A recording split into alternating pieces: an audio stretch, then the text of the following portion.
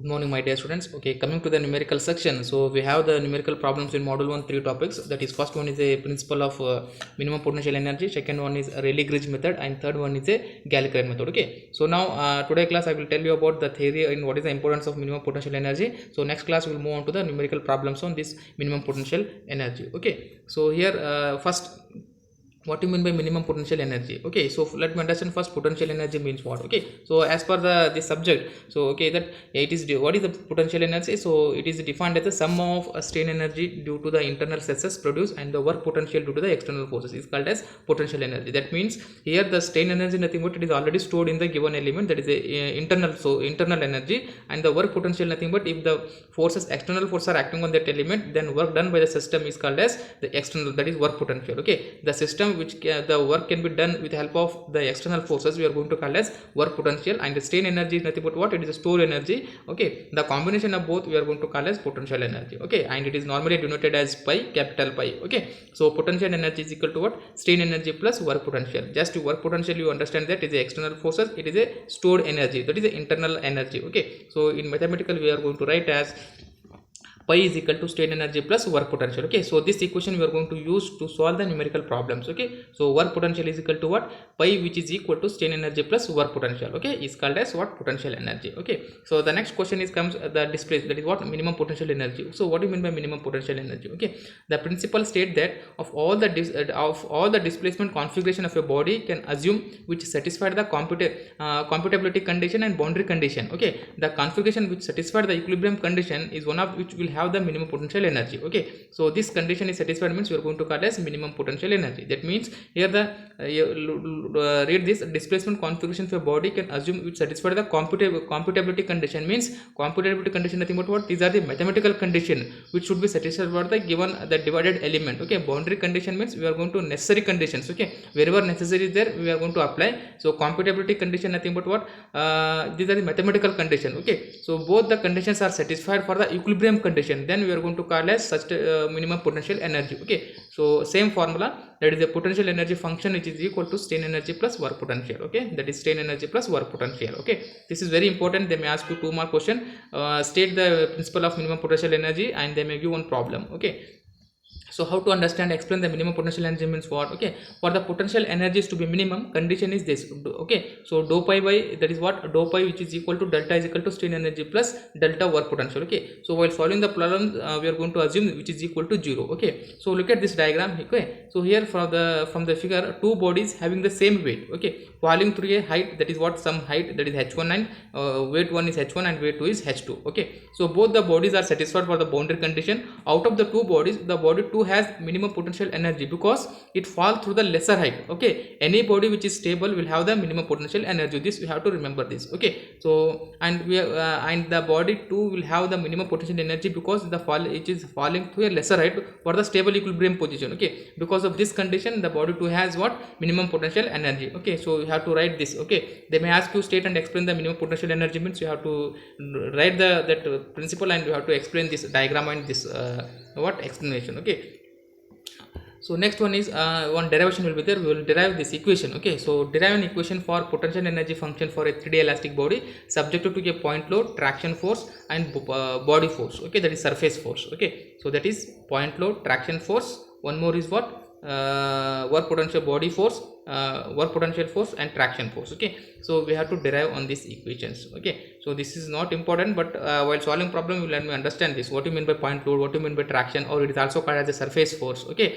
and work potential force. Okay, so consider a three-dimensional body, that is elastic body. What do you mean by three-dimensional elastic body? So if you apply any body for a three elastic body, it will stretch. Okay, if you remove the force, then it will come original position. Okay, such type of body we are going to call as elastic body. Okay, so here consider a three-dimensional elastic body of having a volume of V and subjected to a body force, surface, and point load. Okay, these three forces are acting on that particular element. Let U, V, and W be the displacement component in x direction, y direction, z direction. Okay, so we know the potential energy function is equal to what, strain energy plus work potential. Okay, so give equation number 1. So consider a small element for the 3D elastic body. So this is stress and this is strain. Okay, if you increase the Okay, so if you consider a small amount of stress, okay, small amount of body, that is a okay small amount of part from the given elastic body. Okay, if you apply more is the force, more strain. Okay, that is, look at here, if the strain energy of the body is given by area under the curve. Okay, so this is let us consider this is the area stress strain. Okay, so strain energy for this is equal to what, the half of stress into the strain and into volume. Okay, strain energy is equal to half of, this is the transports of sigma t is nothing but what, sigma x, sigma y, sigma z, and the strain along with that direction. Okay, and into strain into volume of that particular volume. For a small element, the change in volume, that is v is equal to what, change in volume dv within a given body, we are going to consider as strain energy is equal to half of a transpose of sigma, that is stresses E into dV. Okay, so the entire body we are going to consider as what, if you apply integration, that is what, total energy, total strain energy, half of integration of V, that is strain energy into V, E into dV. Okay, this is the total strain energy present in the given body. So give equation number 1. Okay, like that you have to calculate. Okay, where sigma is equal to what, sigma x, sigma y, sigma z, and shear stress along xy and yz and zx. Okay, so this is about the strain energy induced in the given small element. Okay, so we have the definition, what we know the definition, strain energy plus work potential. We calculated only the strain energy, total strain energy on the given element.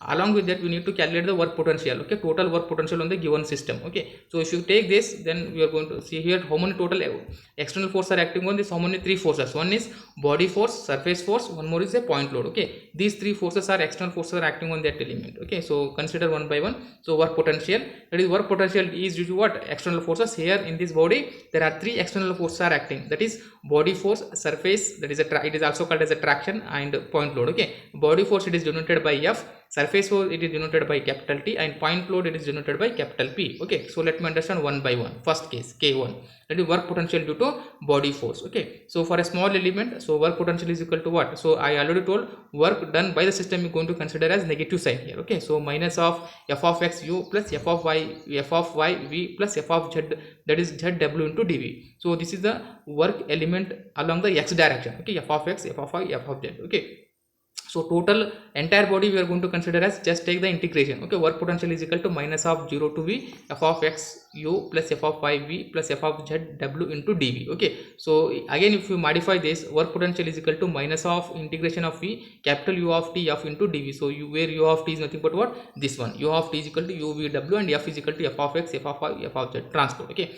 so here f of x u means x displacement, u is the displacement along x direction, v is the displacement along y direction, w is the displacement for z direction. Okay, so this is the work potential due to body force. Like this you have to calculate the surface force and point load. Okay, so work potential due to traction of surface force, same for a small element, consider a small element. So work potential is denoted by what, traction force is denoted by capital T, so minus of into bracket T of x u plus T of v plus T of z w into ds. Okay, so change in surface area, ds nothing but change in surface area, here change in volume. Okay, so again so for the entire body is equal to, just put integration sign, minus of integration of v, that is a t of x u plus t of y v plus t of z w into ds. Okay, so again the total work potential, again just to remodify. Okay, so the work potential is equal to minus of 0 to s. Okay, u of t ts. Okay, t stands for traction of surface force, ds is equal to change in surface. Okay, give equation number 2. This is for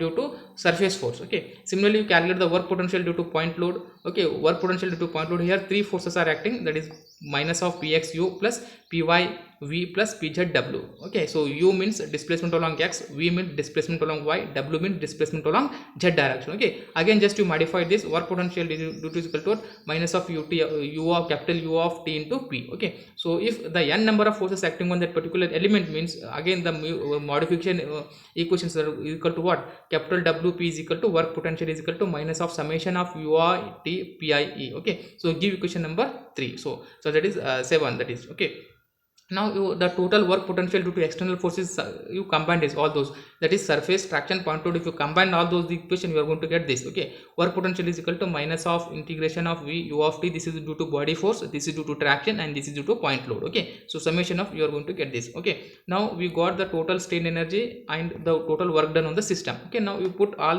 these two equations, that is work potential and strain energy, in the equation number beginning equation, that is potential energy equation. Okay, so we got the function as Potential energy of the function for a three-dimensional body is, you have to, this is the strain energy, this is a body due to external force. Okay, so this is the equation what we are going to call as total potential energy of the function. Okay, this function is required to solve the numerical problems. Okay, so potential energy function pi is equal to half of overall entire body, that is integration of sigma t strain dv minus of, this is due to traction force, that is what, this is due to the body force, this is due to traction force, this is due to point load. Okay, so this equation give number 1, and this equation is called as what, the potential energy function for a 3D elastic body, that is, it is the expression for potential energy function for a three-dimensional body. I think you understand this. Okay, it is nothing, just you understand here, potential energy function is equal to strain energy plus work potential. Calculate the total strain energy on the given system, that is 3D elastic body, and calculate the total work force, that is work potential on the given body,